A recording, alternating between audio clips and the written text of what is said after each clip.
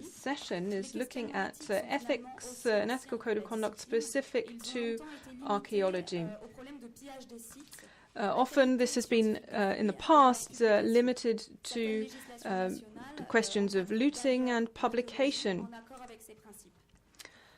of results. In the last years of the 20th century, there was the emergence of issues linked to the claims of indigenous peoples, economic development and armed conflict and destruction of archaeological artifacts linked to ideology and religion.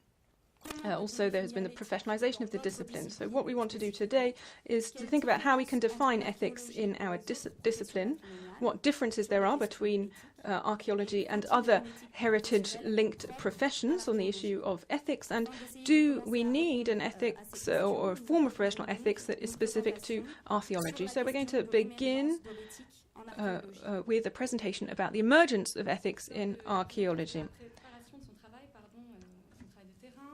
So this has started with fieldwork during the excavation itself, and during fieldwork, during excavation, archaeologists have very frequently entered into contact with the public, neighbouring populations, as well as politicians and journalists. So archaeologists act in and for contemporary society. It is therefore important for us to think about our profession, our status as a profession, and our professional culture, as well as the scientific culture within the contemporary world. Madame Vandevelde studied anthropology in Quebec, whereas I studied in American universities, and we were both struck by the significant role of ethical and thinking about ethics for archaeology students in North America. Over there, it is an integral part and an inescapable part of archaeological training, and this contrasts strongly with training in French universities and studies in French universities, where ethics and archaeology is quite a rare thing and very limited to particular questions. Of course, this is linked to the history of the continent in the Americas. In the 1970s, when this developed, they were facing claims from indigenous groups, the Amerindian sites, and in particular.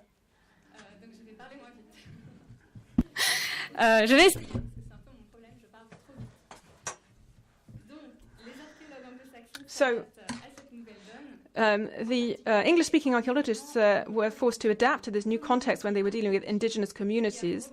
This led to the development of community archaeology, which, for various reasons, was looking at particular sites, and we'll look at this later in session 2.3.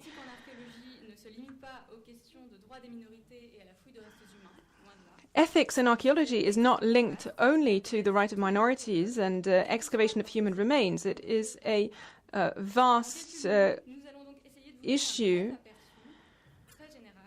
that is of interest to all archaeologists.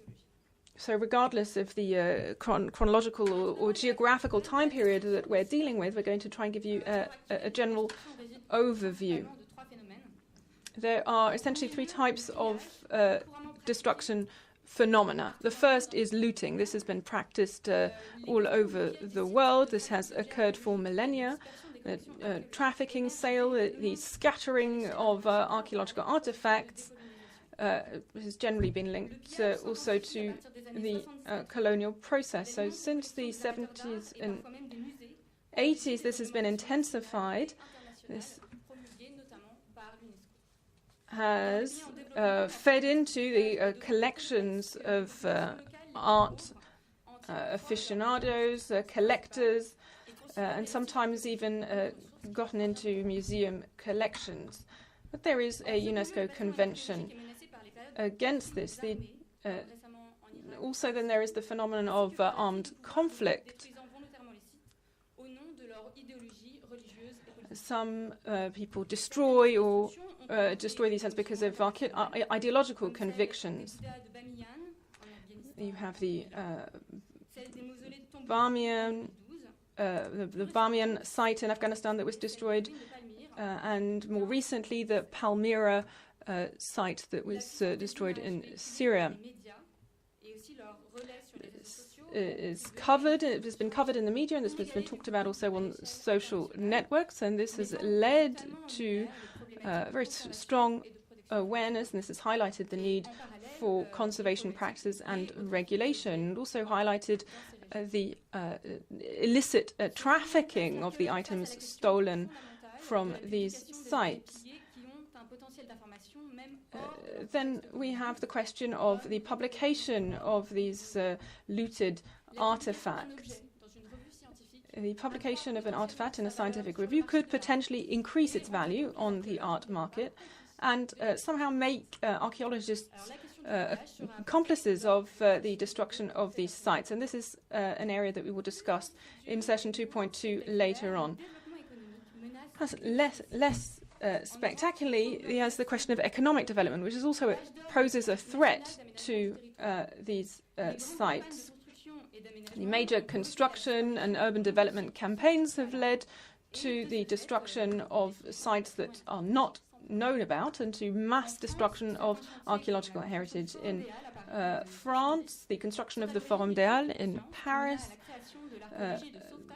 led to awareness about this, and this led to rescue archaeology, or what is now known as preventive archaeology, being developed in the 1970s.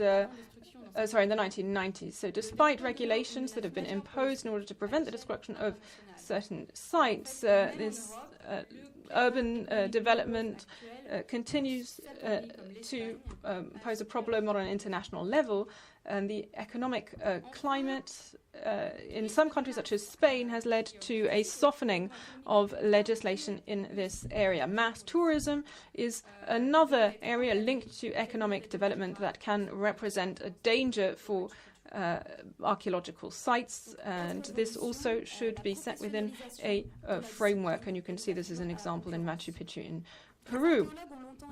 Professionalization of the profession has also led to competition. Archaeologists have long time been either self-trained or scholars at universities, and gradually towards the end of the 20th century awareness of the destruction has led to the professionalization of the nature of archaeology.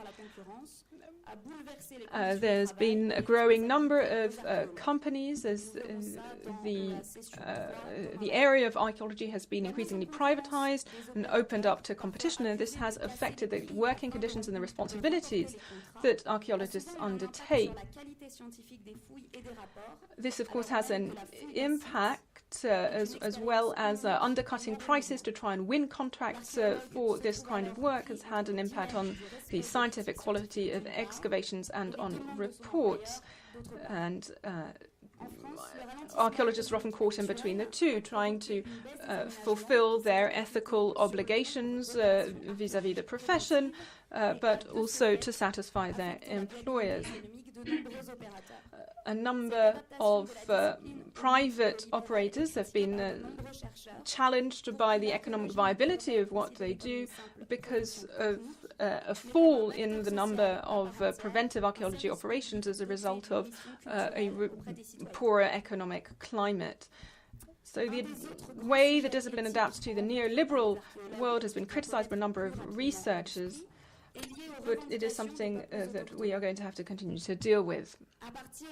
From the 1970s onwards, especially in the United States, indigenous peoples have been increasingly interested in the study of their past and want to be able to have control over the tombs and remains of their ancestors. So from 1976, the Society of Professional Archaeologists highlighted in its first code of ethics that there was a need to be sensitive to the claims of groups whose history was the subject of excavations. And this led to the NAGPRA law being passed in the United States in 1990, the Native American Graves and Protection and Repatriation Act. This forces federal agencies and institutions who get federal funding to return human remains and cultural objects of the Amerindian communities to descendants of Native American First Nation tribes. And of course, this law has had consequences, such as the Kenwick man controversy, and this has led also to similar types of laws in Canada, Australia, and New Zealand.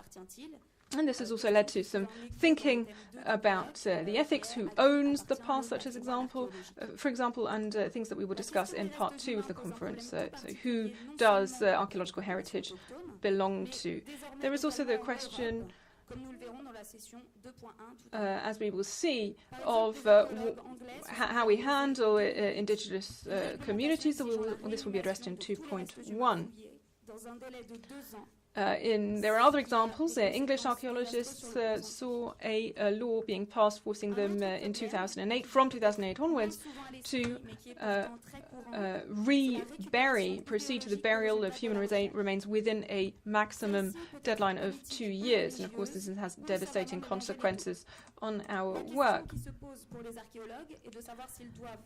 So we can see that there is a change in democratic Western communities, and there is an increasing attempt to take into account different sensitivities in relation to death.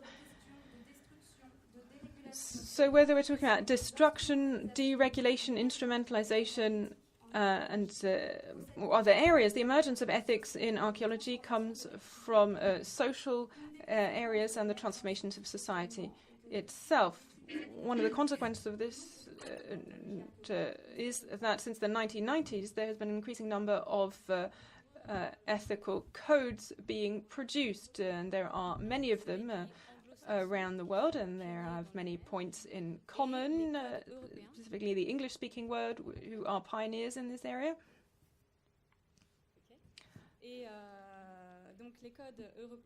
And European codes as well. There is an obligation to heritage, to brothers in the profession, and also to society more broadly.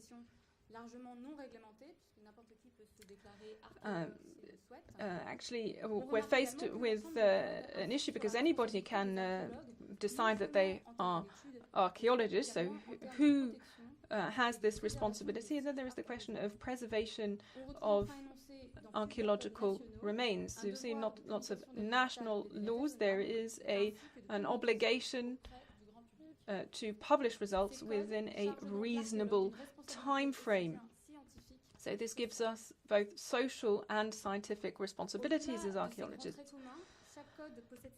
Each code, quite aside from these, this common ground, has specificities, its own specificities. There are 4 in Europe: Spain, Italy, the Netherlands, and France. They mention sensitivities, the involvement, and sometimes help to development for indigenous societies. There is just one that mentions respect for the environment. The French code doesn't cover any of these, and the German one is limited to questions of looting and publication of the looted artifacts. In addition to the codes in each country, there are deontological codes, ethical codes developed through transnational associations with a view to international work. The World Archaeological Congress has developed 5 texts related to ethics between 1999 and 2014. The first 4 only relate to the rights of minority indigenous groups, and these have been strongly the first was strongly influenced by the communitarist approach in the United States. And the latest one is the first to mention the collective ownership of heritage, specifically in relation to what has been happening in the Middle East. Some of the articles in these texts and some of their formulations, especially in the EAA, the Principles of Conduct for Contract Archaeology, mentioned competition, present in Articles 8 and 12, but cooperation and collaboration are totally absent from the three codes of this association. So this raises the issue of, in a discipline such as ours, where scientific collaboration and cooperation is absolutely essential. In national and international codes, there are a number of points in common. They are focused, they're very, very influenced by national issues, and the questions we want to try and answer today are, is it desirable to try and adopt these ethical codes on an international level, because our profession can be considered internationalist? Should we limit ourselves to national codes? Should we draw up ethical codes as a sort of as a guideline, or should we set rules and standards? Ethics in archaeology is a vast and very varied subject, and we are aware that a lot of issues are not going to be address the ethical questions regarding excavations overseas, in particular the rights of workers. It is very difficult, we think, to talk about these issues because of diplomatic reservations on the one hand. And then there is the problem of the withholding of information as well. And finally, we want to thank all of the people who are participating in this conference. They, of course, will have their own vision, and obviously we know that each session in this conference deserves to have a conference devoted to that subject alone. So, unfortunately, that is not possible. We are limited by time, so we're going to have 15-minute presentations followed by discussions with the audience. So we're going to ask everybody to offer solutions, not to limit themselves, so not to refrain from raising problematic issues, so that we can really have an interesting debate. It is an interdisciplinary and international debate. We have done this deliberately so that we can vary the points of view. We have legal experts, doctors, sociologists, anthropologists, archaeologists from Serbia, Taiwan,